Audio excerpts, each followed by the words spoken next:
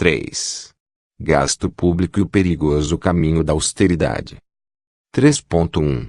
O gasto público e a crise fiscal. Diagnóstico convencional da crise pela qual passa o país, do ponto de vista econômico e fiscal, traduz-se simplificadamente na seguinte narrativa: os governos do PT expandiram demais os gastos públicos, principalmente depois da crise internacional, encobriram o déficit público crescente por meio da chamada contabilidade criativa e das pedaladas fiscais, e esse tipo de política fiscal expansionista e nada transparente destruiu a confiança do mercado e mergulhou o país na estagflação. Em oposição a esse diagnóstico, a seção que segue reconstrói a história do gasto público dos últimos 16 anos a partir das séries históricas de receitas e despesas do governo central divulgadas pelo Tesouro. Esse trabalho mostra o seguinte: 1. A despesa do governo vem crescendo a um ritmo elevado e incrivelmente estável, acima do PIB, há mais tempo, antes mesmo da flexibilização fiscal posta em marcha a partir de 2006, inclusive nos períodos de ajuste fiscal. As taxas médias de crescimento real do gasto dos últimos 4 governos, conforme vemos no quadro 4, foram FHC 3,9%, Lula I, 5,2%, Lula II 5,5% e Dilma I, 3,8%, já considerados nesses cálculos os efeitos das chamadas pedaladas fiscais, despesas pagas por intermédio de bancos e fundos públicos, e os subsídios do BNDES que não transitam pelo orçamento. Quadro 4. 2. O principal fator por trás do crescimento das despesas na esfera federal não são os gastos com pessoal, como muitos leigos acreditam. Estes crescem sistematicamente abaixo do PIB e tiveram sua menor taxa real de expansão justamente no governo Dilma I, 0,3%, ao contrário do que ocorre, por exemplo, nos estados e municípios, onde o gasto com salários e aposentadorias de servidores tem crescido a 5,5% ao ano, independentemente da coloração partidária do governante. 3. O motor do gasto federal tem sido os benefícios sociais, aposentadorias e pensões do INSS, benefícios a idosos e deficientes, seguro-desemprego, Bolsa Família, etc., que hoje consomem metade do gasto da União, mais de 500 bilhões de reais, e crescem a taxas sistematicamente superiores ao PIB pelo menos desde 1999, por influência principal de fatores demográficos, da justa formalização e dos direitos consagrados na Constituição e, adicionalmente, pela política de valorização do salário mínimo. 4. A despeito de gastos elevados, o governo conseguiu manter resultados fiscais positivos na última década e meia pelo aumento da carga tributária, 1999 a 2005, ou pelo crescimento mais acelerado do PIB, 2006 a 2011.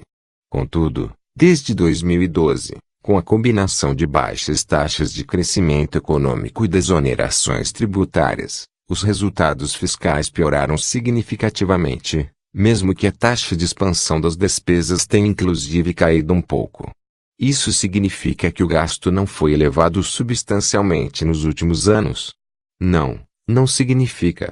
Contudo, as evidências apontadas servem para relativizar a impressão que se disseminou, mesmo entre os especialistas em finanças públicas, de que o último governo teria sido particularmente irresponsável com a expansão do gasto público. Como argumentaremos adiante, a piora fiscal não passa tanto por quanto o governo gastou, mas como gastou e também como desonerou. E pela incapacidade dessa política de evitar a desaceleração da taxa de crescimento econômico que cai de 4,6% ao ano entre 2007 e 2010 para 2,2% entre 2011 e 2014. O efeito da desaceleração econômica sobre os indicadores fiscais é conhecido. As receitas caem mais acentuadamente do que a produção, enquanto as despesas e seu ritmo de crescimento são mais rígidos, resultando em menor receita em proporção do PIB e maior despesa em proporção do PIB. É basicamente isso que explica, como salientamos, Porque um superávit primário superior a 2% do PIB em 2011 se deteriorou para déficit de 0,57% do PIB em 2014 e ainda maior em 2015. 3.2. Gasto social em um país desigual. Argumenta-se que grande parte do desequilíbrio fiscal advém do crescimento dos gastos sociais. De fato, houve um crescimento expressivo desse gasto entre 2002 e 2015, como mostra o recente estudo da STN sobre o tema. O acréscimo dos gastos sociais federais, no período de mais de uma década, foi da ordem de 3 pontos percentuais do PIB, concentrado nas áreas de educação e cultura, 0,74 p.p. do PIB, assistência social, 0,78 p.p. do PIB, e previdência social, 0,97 p.p. do PIB, esta última com o maior patamar no total de gastos sociais, cerca de 50%. Os dispêndios com saúde, por sua vez, mantiveram-se estáveis. O aumento dos gastos sociais no Brasil traz consigo um conjunto de questões sobre seu impacto redistributivo e sua importância enquanto instrumento de promoção social e ampliação do bem-estar da população mais carente do país.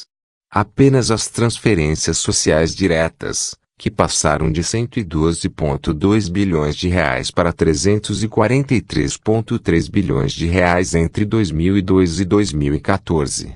Foram responsáveis por quase metade da redução da desigualdade de renda, mensurada pelo índice de Gini que diminuiu de 0,594 para 0,523 no mesmo período, e 1/3 da melhoria no indicador de pobreza, quando 6,8 milhões de pessoas deixaram a situação de pobreza. Os efeitos positivos desses gastos sobre a sociedade, neste sentido, se mostram relevantes.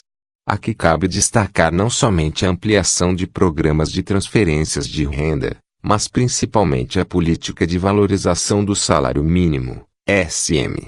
A vinculação entre o valor do SM e o piso da maior parte dos benefícios sociais, previdenciários, seguro-desemprego etc., estabelecida na Constituição Federal, faz com que a política de valorização acarrete ganhos distributivos.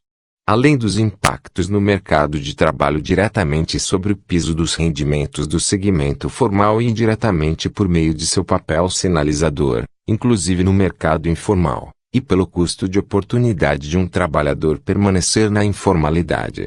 Benefícios que não podem ser negligenciados, ainda que seus custos e limites possam ser discutidos. O déficit primário de 2016 tem sido apresentado como um mal necessário e irrecorrível frente à herança do governo Dilma, que deve ser corrigido em 2017.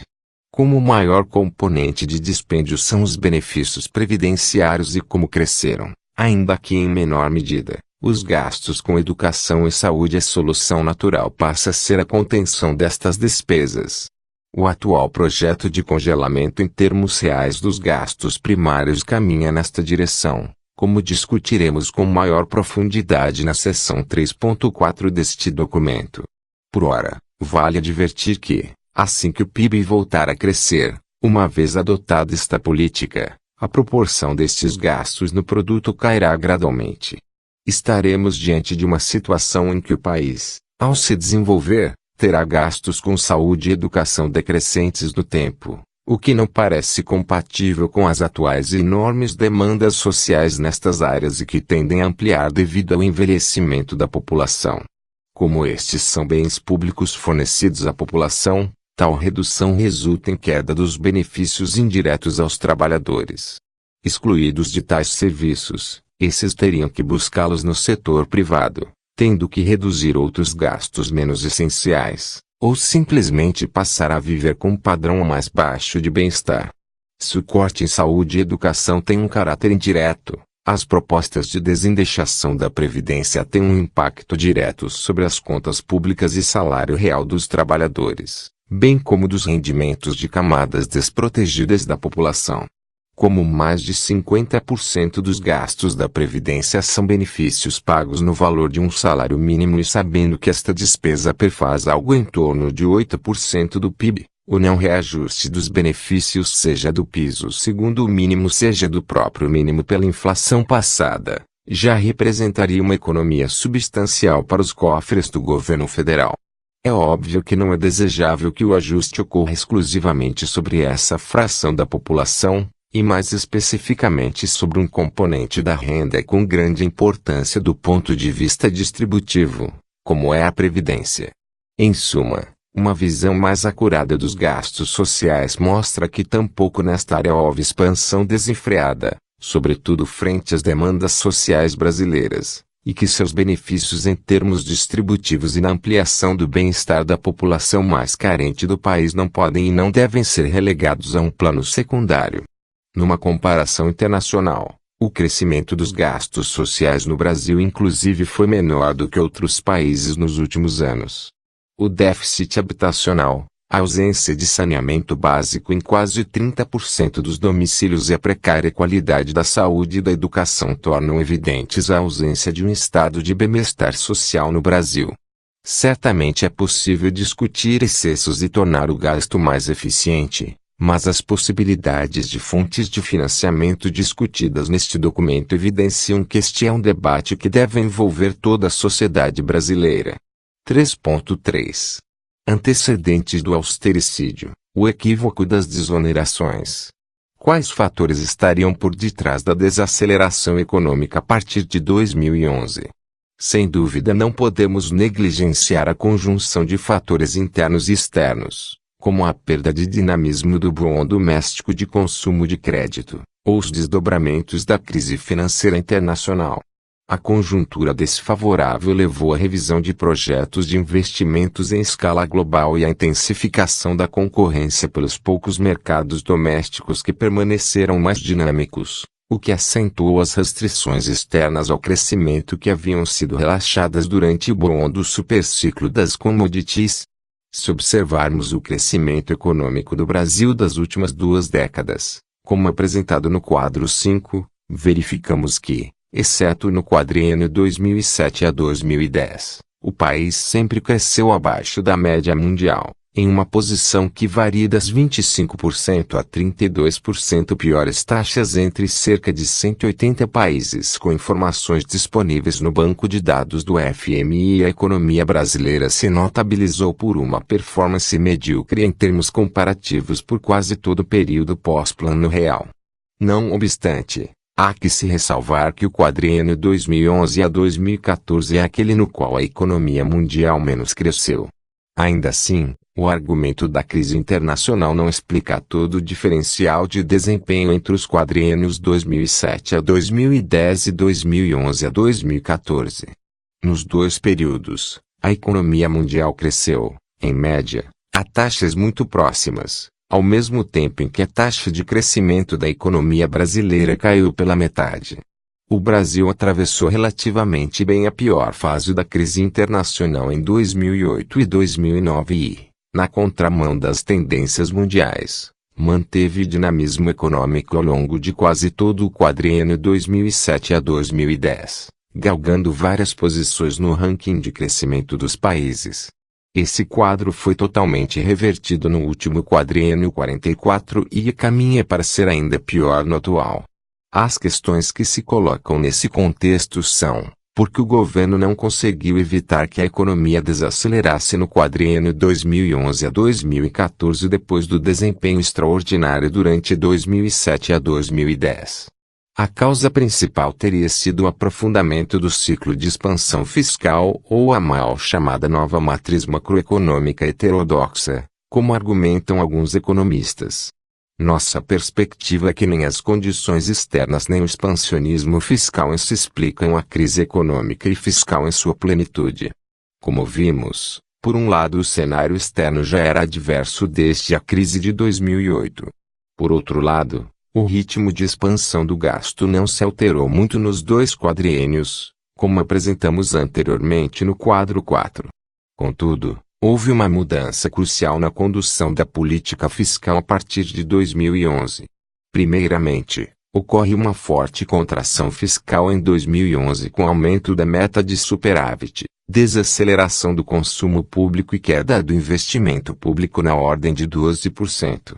Esse ajuste, concomitante com políticas contracionistas de juros e macroprudenciais, contribuiu para a forte desaceleração da economia brasileira que estagnou entre o terceiro trimestre de 2011 e o segundo de 2012. Em seguida, o padrão de expansão fiscal foi alterado.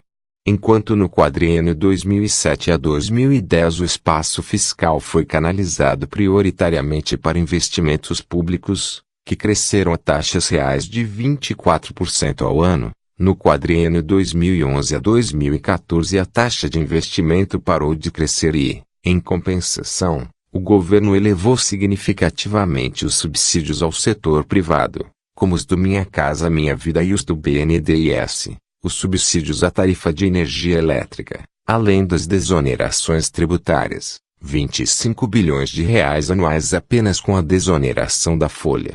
A inflexão no mix da política fiscal tem duas razões, uma pragmática e outra estratégica.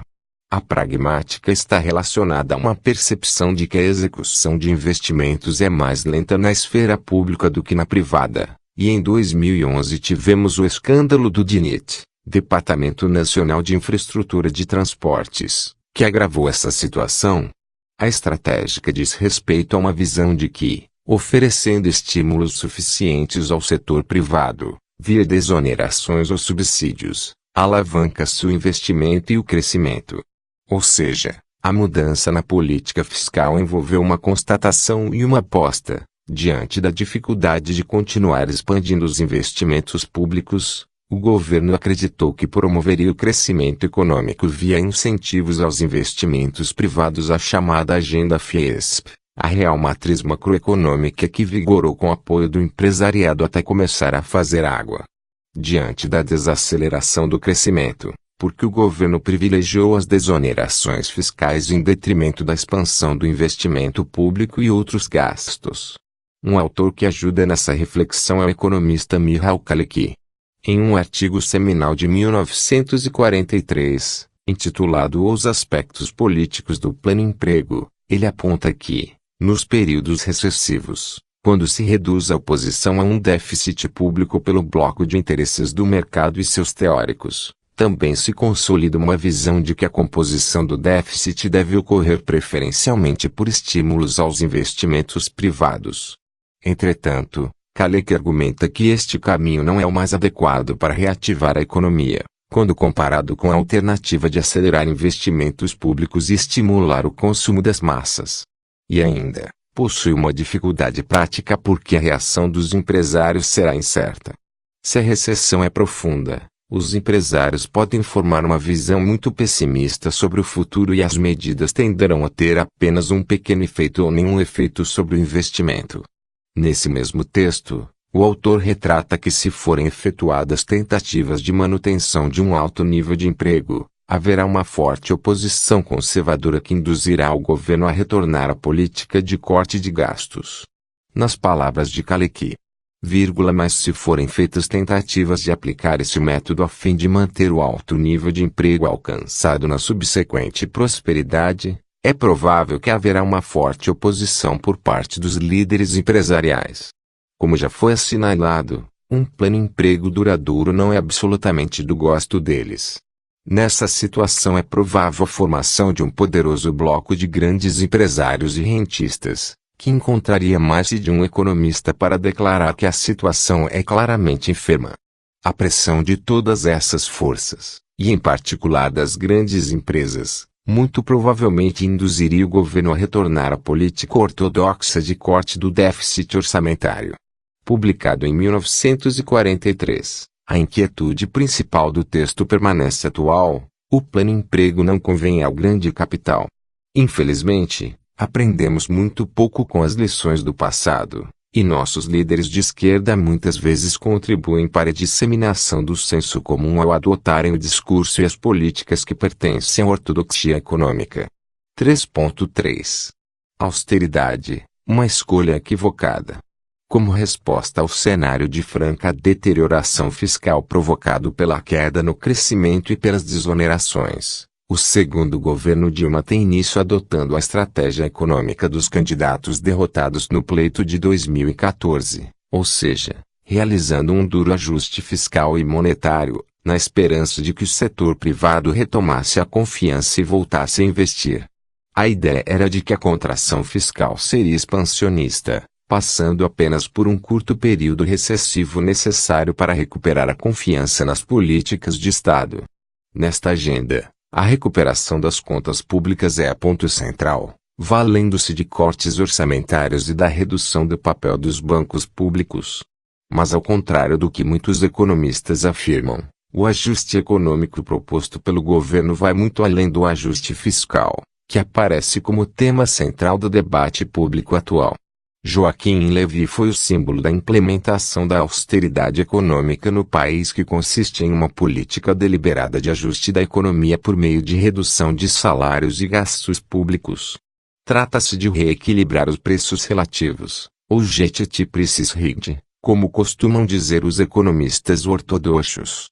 Seria necessário reajustar de uma só vez os preços administrados defasados, liberalizar a gestão da taxa de câmbio, retirar os incentivos fiscais setoriais, eliminar o crédito subsidiado e recolocar a política monetária em seu ponto de equilíbrio. Vale lembrar que o critério da eficiência para o acerto dos preços relativos não é neutro, a despeito do fato de que muitos dos defensores da austeridade se abstêm de tecer considerações distributivas. Para eles, tal conjunto de ajustes estabilizaria a economia, permitindo a recuperação da confiança do setor privado, que seria o motor de uma nova fase de crescimento econômico. Por isso mesmo, as mudanças foram rapidamente levadas a cabo, promovendo ao mesmo tempo um enorme impacto inflacionário e uma grande retração da atividade econômica, sob a promessa de que estes efeitos seriam apenas passageiros. Como mostra a figura 4, essa virada para a austeridade foi um remédio equivocado para os problemas pelos quais a economia brasileira passava. O desemprego e a inflação disparam sem recuperar a confiança dos agentes e o crescimento econômico. O ajuste fiscal fracassou, como muitos haviam previsto, e faz-se necessário elaborar uma nova estratégia de desenvolvimento para tirar o Brasil da crise que se encontra. Nesse sentido, o equacionamento dos problemas fiscais não depende apenas do resultado primário e do corte de gastos, e a piora dos resultados primários se deve em grande parte à profunda desaceleração econômica. Em 2015, por exemplo, apesar de todo o esforço do governo para reduzir as despesas, que chegou à queda real de 2,9% do gasto primário federal, as receitas despencaram e o déficit ficou ainda maior, evidenciando o caráter contraproducente do ajuste, o austericídio. Ou seja, o corte de gasto em conjunturas como a de 2015 não é garantia de melhores indicadores fiscais. Com efeito, as contas públicas pioraram com a interrupção de investimentos públicos e contingenciamento de verbas para saúde e educação. Em 2015, ainda, os investimentos públicos sofreram queda de 41,4% no nível federal. O gasto de custeio caiu 5,3%, e o governo não logrou a melhoria das expectativas dos agentes econômicos que justificaria esse ajuste com vistas a retomar o crescimento. Pelo contrário, a economia real só piorou e as expectativas se deterioraram. Assim, a austeridade fiscal manifestada e praticada foi um fiasco. 3.4. O Plano Temer de novo regime fiscal. A proposta de Estado mínimo e austeridade permanente e a gestão da política fiscal protagonizada pelo governo Temer lançou sinais contraditórios com relação à continuidade das políticas de austeridade. Para o curto prazo definiu-se o keynesianismo fisiológico e para o longo prazo, a austeridade permanente. O afrouxamento da meta fiscal para 2016 e 2017 evidencia por um lado pragmatismo econômico e, por outro lado, hipocrisia dos que argumentam pela austeridade e, simultaneamente, passam a defender um déficit primário recorde no novo governo. Já como medida estrutural, a gestão Temer apresenta uma proposta que, muito mais do que uma reforma fiscal, representa a imposição de outro projeto de país, incompatível com a Constituição de 1988. O plano do governo Temer de estabelecer um novo regime fiscal, por meio de uma proposta de emenda constitucional, PEC 241, que cria por 20 anos um teto para crescimento das despesas públicas vinculado à inflação, vem sendo advogado por muitos ideólogos e analistas de mercado como um avanço institucional e uma medida necessária para reequilibrar as contas públicas. Esses mesmos analistas, de maneira crítica, chegam a comparar a iniciativa brasileira aos mecanismos de gestão fiscal que outras nações mais desenvolvidas estão adotando. O próprio documento do governo justificando ao Congresso o novo regime fiscal apelidado de nominalismo, diz que o teto será anticíclico por controlar a despesa enquanto permite que o resultado fiscal oscile com o ciclo econômico. Lamentavelmente, estas e outras afirmações sobre o novo regime fiscal são falaciosas, conforme procuraremos esclarecer aqui. Em primeiro lugar, há que se esclarecer a enorme diferença entre as regras fiscais que os países mais avançados passaram a aplicar na última década e o novo regime fiscal.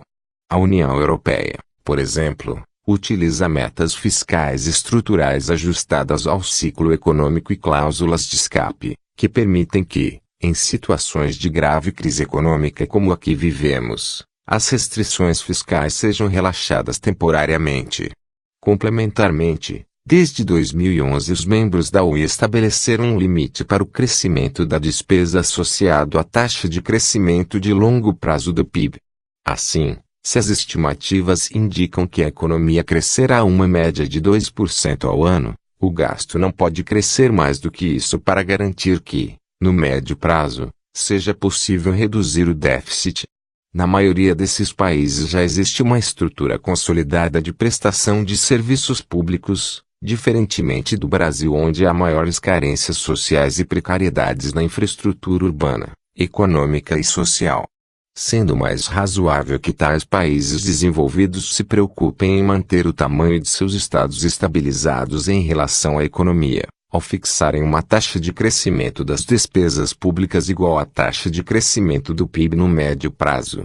Esse regime fiscal europeu é totalmente diferente do nominalismo tupiniquim, no qual é estabelecido que o gasto agregado deve ter crescimento real nulo, independentemente de quanto cresça o PIB ou a população. Se aplicada literalmente, a regra brasileira reduziria a despesa primária do governo federal de cerca de 20% do PIB em 2016 para algo em torno de 16% do PIB até 2026 ou mesmo 12% em 2026, vê figura 5. Na prática, ao estabelecer uma política de redução permanente do gasto se está perenizando uma política fiscal contracionista e que não tem nada de anticíclica. Diferente do que diz a exposição de motivos da PEC, a regra é cíclica, pois o gasto será determinado de forma independente do ciclo econômico. Além disso, a nova regra não prevê nenhum mecanismo para lidar com crises econômicas ou outros choques. Ao contrário, tende a engessar a política fiscal por 2 décadas e contribuir zero para o crescimento da demanda agregada, puxando para baixo o crescimento do PIB. As falácias e perigos embutidos não para por aqui. O documento do governo ao justificar ao Congresso o novo regime fiscal, por exemplo, afirma que a proposta de nominalismo é uma medida democrática. Isto porque o papel do Poder Executivo seria exclusivamente o de estabelecer um teto para o gasto global, cabendo à sociedade, por meio de seus representantes no parlamento, alocar os recursos entre os diversos programas. Esse mesmo princípio democrático serve como justificativa para o novo regime fiscal contemplar uma mudança na fórmula de cálculo dos pisos de gasto em saúde e educação, sob o pressuposto de que as regras constitucionais anteriores que indexam esses pisos a percentuais da receita, ou do PIB, geram ineficiência na aplicação dos recursos públicos. Propõe-se, como alternativa, que os valores reais dos pisos de gastos em saúde e educação fiquem congelados por 2 décadas, apenas sendo reajustados pela inflação, mas isso, segundo a proposta, não impede a sociedade, por meio de seus representantes, de definir despesa mais elevada para saúde e educação, desde que consistentes com o limite total de gastos. Ora, na verdade o que o novo regime propõe fazer é retirar da sociedade e do parlamento a prerrogativa de moldar o tamanho do orçamento público, que passará a ser definido por uma variável econômica, a taxa de inflação. Impõe-se uma política de redução do gasto pelo período de 2 décadas e a participação democrática no processo orçamentário fica reduzida a meramente delimitar quais gastos e programas serão mais ou menos contidos. Não causa surpresa que tamanha confusão sobre os princípios democráticos venha de um poder executivo que não passou pelo crivo das urnas. O que sim surpreende é uma visão no mínimo simplista sobre as práticas políticas no nosso país, as quais os integrantes do governo Temer conhecem muito bem. Dada a maneira como, infelizmente, opera nossa estrutura política, o processo decisório é muitas vezes capturado em favor de grupos mais organizados e de maior poder econômico e em detrimento da parcela mais expressiva da nossa população, que são os principais beneficiários dos sistemas públicos de saúde e educação. É exatamente por admitir que os interesses dessa população mais carente estão subrepresentados no dia a dia da nossa política que os nossos constituintes preocuparam-se em estabelecer regras de gastos mínimos de saúde e educação que evitassem perda de relevância dessas despesas ao longo do tempo. Garantir que os gastos com saúde e educação aumentem conforme o país cresce é um dever cívico que o novo regime fiscal menospreza. Diante desse quadro, não é possível prever com certeza o futuro dos gastos de saúde e educação caso, como propõe o governo, os mínimos fiquem congelados em valores reais, e sejam reajustados apenas pela inflação. Ainda que o mais crível seja uma convergência gradual para esses mínimos em prejuízo da população mais carente do país. De acordo com um exercício bastante simplificado de simulação, isso pode significar uma queda dos atuais 4% do PIB gastos em saúde e educação para algo próximo de 3% do PIB em 10 anos, ver a figura 5. Além disso, é preciso refletir sobre a viabilidade prática do teto de gasto global, considerando que existem despesas que inevitavelmente crescerão mais do que inflação, como é o caso dos benefícios previdenciários. As projeções mais otimistas para a reformada Previdência indicam que o gasto com aposentadorias e pensões, 40% da despesa primária, permanecerá no mínimo estável em proporção do PIB por 1,5 décadas e depois voltará a crescer. Já as projeções mais realistas apontam para crescimento das despesas previdenciárias de 0,8% a 3% do PIB na próxima década em resposta a pressões demográficas. Sob tal cenário, para que o teto global da despesa seja cumprido, os demais gastos os quais compreendem desde benefícios sociais como a Bolsa Família, salário de servidores, gastos com ciência e tecnologia, forças armadas, legislativo e judiciário, investimentos em infraestrutura, etc. precisariam encolher quase pela metade em 10 anos. De 8% para 4% do PIB ou até 3% do PIB em 20 anos, o que é pouco crível porque comprometeria o funcionamento da máquina pública e inviabilizaria o financiamento de funções estatais básicas. Essa meta não parece ser realista, o que leva a crer que o teto, na prática, é inviável e será flexibilizado. Por fim, chama a atenção a falta de preocupação em limitar gastos que não aparecem no orçamento primário, como os elevados montantes de juros diante do simplório e equivocado argumento dos defensores da proposta de que estes cairiam automaticamente sob o novo regime fiscal. Portanto, o novo regime fiscal é desastroso pois, do ponto de vista macroeconômico, representa um entrave ao crescimento econômico e atuação anticíclica do Estado. 2. Do ponto de vista social significa a destruição da Constituição de 1988 e um arroxo nos serviços sociais especialmente educação e saúde e 3. Do ponto de vista político esse retira o poder do Congresso e da sociedade de moldar o tamanho do orçamento público e, de forma antidemocrática, impõe um novo pacto social sem legitimidade social em torno de um Estado mínimo.